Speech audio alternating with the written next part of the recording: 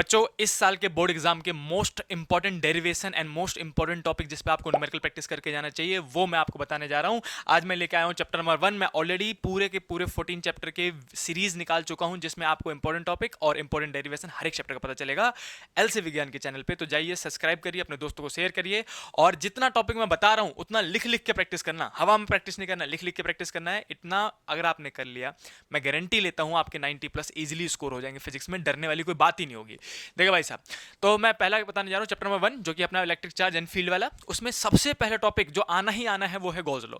Gauss law में क्या क्या पढ़ना है बच्चों को पता ही नहीं चल रहा होता है कि बच्चों के मतलब 4-5 पेज के नोट होते हैं।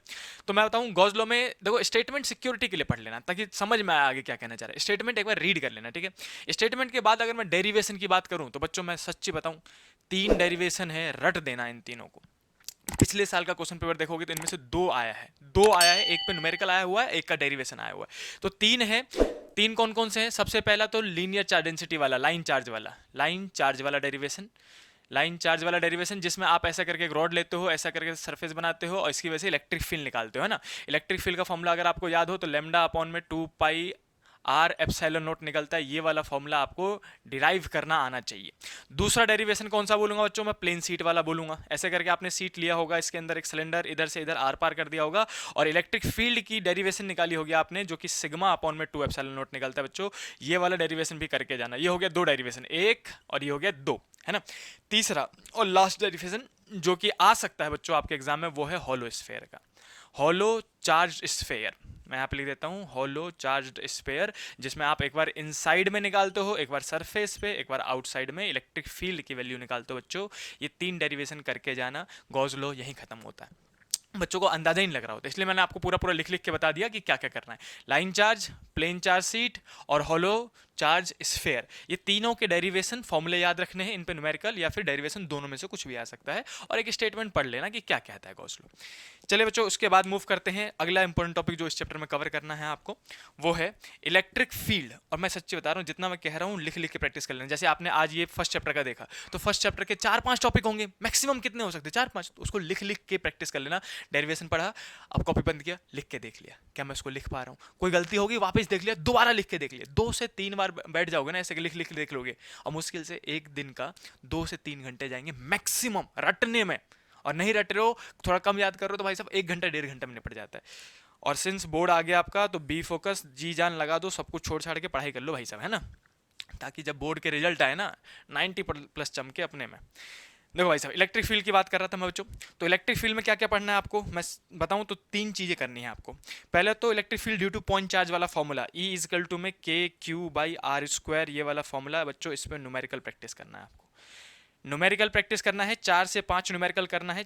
4 से 5 न्यूमेरिकल, वो भी कौन सा? सिस्टम ऑफ चार्ज वाला, जिसमें एक ट्राइंगल दे देते हैं, यहाँ पे चार्ज रख दिया, यहाँ पे चार्ज रख दिया, यहाँ पे चार्ज रख दिया, बोलेंगे सेंटर पे इलेक्ट्रिक फील्ड बताओ कितना आएगा सेंट्रोइड पे।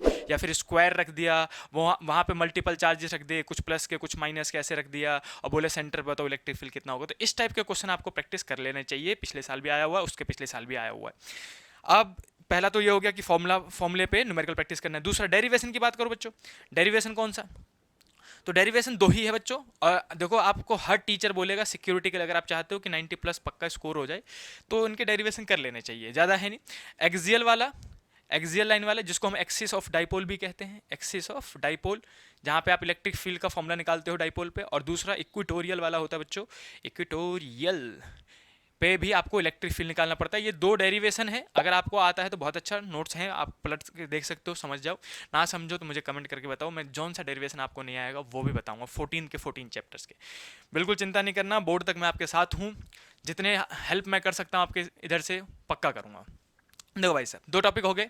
मैंने आपको स्पेसिफिक बताया कि कितना कितना पढ़ना है, पूरी पूरी राम कहानी नहीं पढ़नी। चार्ज पढ़ना स्टार्ट कर देते बच्चे, आधे चैप्टर में आते आते बच्चे भाई साहब मन उब जाते, क्या करेंगे। गॉस लॉ था, इलेक्ट्रिक फील्ड था, फिर आता है इलेक्ट्रिक फोर्स।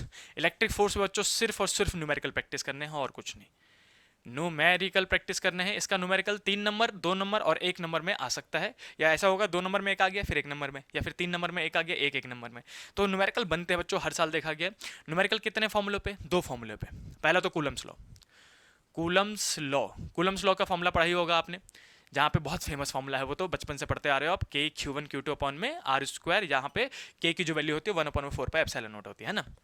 इस पे भी मैं बोलूंगा बच्चों, जैसे आपने इलेक्ट्रिक चार्ज में सिस्टम ऑफ चार्ज वाला क्वेश्चन करा था, ट्रायंगल पे बताओ 3 चार्जेस रख दिए, इस चार्ज पे नेट फोर्स कितना आएगा, या फिर रेक्टेंगल पे 4 चार्जेस रख दिए, बताओ एक चार्ज, कोई सा भी एक चार्ज पॉइंट आउट कर देंगे, बोलेंगे इसमें बताओ नेट फोर्स कितना आएगा। तो वेक्टर वाला क्वेश्चन जरूर कर लेना इसमें।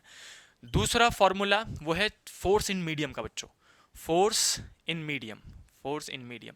ये वाला भी एमसीक्यू में 1 नंबर में पूछा जाता है, बहुत फेमस क्वेश्चन है, और मैक्सिमम 2 नंबर में पूछा जाता है। फोर्स किसी मीडियम में, किसी भी मीडियम में, जैसे आपने एयर में फोर्स लग रहा था 10 न्यूटन, आपने ऑयल में डाल दिया जिसका डाइलेक्ट्रिक कांस्टेंट 5 दे दिया, तो बताओ ऑयल में कितना फोर्स लगेगा। डिस्टेंस डिस्टेंस सब कुछ सेम है, चार्ज वर्ज सब कुछ सेम है। तो इस टाइप के सवाल आते हैं। तो जब भी फोर्स इन मीडियम की बात करें तो फोर्स इन मीडियम का फॉर्मूला होता है फोर्स इन एयर अपॉन में डाइलेक्ट्रिक कांस्टेंट के। बच्चों यहाँ पे के मतलब ये वाला के और ये वाला के सेम नहीं है, ये इलेक्ट्रोस्टैटिक कांस्टेंट है जो कि 9 × 10⁹ होता है, और ये डाइलेक्ट्रिक कांस्टेंट है बच्चों, ये गिवन होगा आपको एग्जाम में, डाई इलेक्ट्रिक कांस्टेंट। ये जैसे अलग अलग फ्लूइड का अलग अलग होता है, वाटर का डाइलेक्ट्रिक कांस्टेंट 80 के आसपास होता है, और ऑयल का अलग होगा, कोई और मीडियम देते हैं तो उसका अलग होगा, वो गिवन होगा डाइलेक्ट्रिक कांस्टेंट। तो ये 2 फॉर्मूले हैं बच्चों बस। फोर्स को बच्चे इतना टल्ला देते हैं पूछो मत, बच्चे डरते हैं इस वाले फॉर्मूले से खास करके। तो मैं आपको बताऊं कि दोनों फॉर्मूले पे 4 4 5 5 न्यूमेरिकल कर लो, आपका डर ही खत्म हो जाएगा, और लग जाओ बच्चों अभी से। अब लास्ट पार्ट कि भैया इतना मैंने कर लिया, अब मुझे और सिक्योरिटी दे दो ताकि मेरे एक भी क्वेश्चन इसमें से ना छूटे। तो मैं आपको बताऊंगा कुछ इंपॉर्टेंट फॉर्मूले जिन पे न्यूमेरिकल प्रैक्टिस कर लेना, ज़्यादा नहीं करने, 2 4 न्यूमेरिकल कर लो, फॉर्मूला याद हो जाए बस। कौन कौन से न्यूमेरिकल? अब सबसे पहले मैं बताऊंगा इलेक्ट्रिक फ्लक्स का, है ना, फ्लक्स मतलब इलेक्ट्रिक की बात कर रहा हूँ मैं, इलेक्ट्रिक फ्लक्स। इलेक्ट्रिक फ्लक्स बच्चों इसको डिनोट करते हैं फाई से, फाई ई भी लिखते हैं कई बार पैर में, और इसका फॉर्मूला होता है ई ए कॉस थीटा। इस पे 2 4 न्यूमेरिकल प्रैक्टिस कर लेना, इस पे 2 4 न्यूमेरिकल प्रैक्टिस कर लेना, क्योंकि ये 2017, 18 और 19 तक में बहुत फेमस क्वेश्चन बन रहा था इस पे। पीवाईक्यू पलट के देखोगे तो आपको इस पे क्वेश्चन मिल जाएगा। 3 साल तक फेमस क्वेश्चन पूछा गया था, उसके बाद तो कोविड आ गया, उसके बाद बंदी हो गया था ये टॉपिक, है ना, लेकिन फिर भी न्यूमेरिकल प्रैक्टिस करके चलनी चाहिए, पता है कब किस्मत क्या खेल जाए, है ना। दूसरा बच्चों टॉर्क का फॉर्मूला, टॉर्क का फॉर्मूला क्या होता है? पी ई साइन थीटा होता है बच्चों। तो पी ई साइन थीटा इस वाले पे न्यूमेरिकल प्रैक्टिस, और तीसरा इसी का रिलेटिव भाई you minus P E cos theta वाला, है ना। इन दोनों पे न्यूमेरिकल प्रैक्टिस करके चले जाना बच्चों, इनका आपस में इंटर कन्वर्जन आ जाता है कई बार। एक साल बहुत अच्छा क्वेश्चन पूछा था, क्या पूछा था कि उन्होंने दे दिया थीटा और दे दिया टॉर्क, थीटा साइन थीटा में थीटा 30 डिग्री दे दिया मान लो, और टॉर्क दे दिया, और पूछ रहे पोटेंशियल एनर्जी, मतलब ऊपर की चीज देके नीचे वाली चीज पूछी गई। अब क्या करेंगे? तो भाई साहब मुझे थीटा और टॉर्क गिवन था, तो मैं थीटा को, साइन थीटा को इधर लेके आऊंगा डिवाइड में, और पीई की वैल्यू निकाल लूंगा, है ना, पीई एज इट इज कुछ ना कुछ न्यूमेरिकल वैल्यू निकलेगा वो निकाल लूंगा, और इस पी की वैल्यू अगले में पुट कर दूंगा, यहाँ पे भी तो पी है, कॉमन फॉर्मूला है। तो पी की वैल्यू ऊपर से निकाल के इसमें पुट किया, थीटा दे रखा था वही पुट किया, और यू यानी कि पोटेंशियल एनर्जी निकाल के दे दिया। तो ये 3 फॉर्मूले हैं मेन बच्चों जिस पे आपको न्यूमेरिकल प्रैक्टिस कर लेना चाहिए। इसी पोटेंशियल एनर्जी का जब आप लिख ही रहे हो तो एक फॉर्मूला और है जो आप पढ़ रखा होगा आपने, P E cos theta 1 minus cos theta 2, cos theta 1 minus cos theta 2। अगर आपने इस पे कर लिया तो आपको 2 चैप्टरों में हेल्प मिल जाएगी, मैग्नेटिज्म में भी और यहाँ पे भी। मैग्नेटिज्म में बस ये एम बी बन जाता है और यहाँ पे पीई बन जाता है, थीटा 1 थीटा 2। ये क्वेश्चन किस टाइप का आएगा? क्वेश्चन बोलेंगे कि भाई एक इलेक्ट्रिक डाइपोल है जो कि पहले 30 डिग्री पे है और उसको मैं 60 डिग्री तक रोटेट कर रहा हूँ, तो बताओ कितना वर्क डन करना पड़ेगा। वर्क डन और पोटेंशियल एनर्जी बच्चों बराबर मानना, इसी को वर्क डन भी का भी फॉर्मूला कहते हैं, वर्क डन भी यही है, ठीक है। बोले 30 डिग्री से 60 डिग्री घुमाने में कितना लगेगा, बताओ वर्क डन कितना करना पड़ेगा। तो पहला एंगल ले लेना 30 डिग्री, दूसरा ले लेना 60 डिग्री। वो बोलेंगे स्टेबल से अनस्टेबल जाने में, तो स्टेबल में थीटा 0 होता है, अनस्टेबल में 180 होता है, तो आपको याद कर लेना चाहिए सब, ठीक है।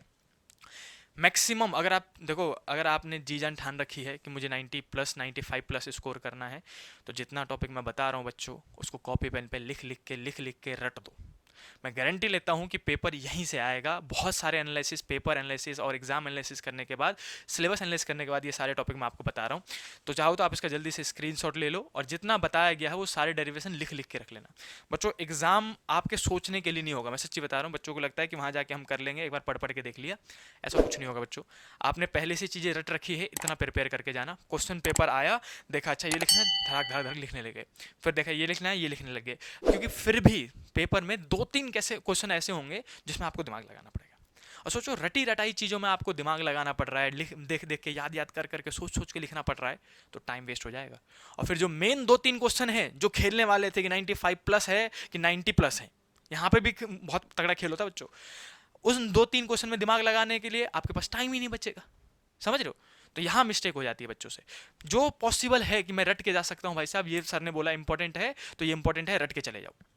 और जो एक दो क्वेश्चन आएंगे एक्स्ट्रा, उसमें वहाँ दिमाग लगा लूंगा। जितना आपको टॉपिक बता रहा हूँ बच्चा, उतना आपने पढ़ लिया, रट लिया, तो उस 2-3 में भी दिमाग लगा पाओगे, इतनी आपकी समझ हो चुकी होगी, इतना कंटेंट आपके ब्रेन में होगा।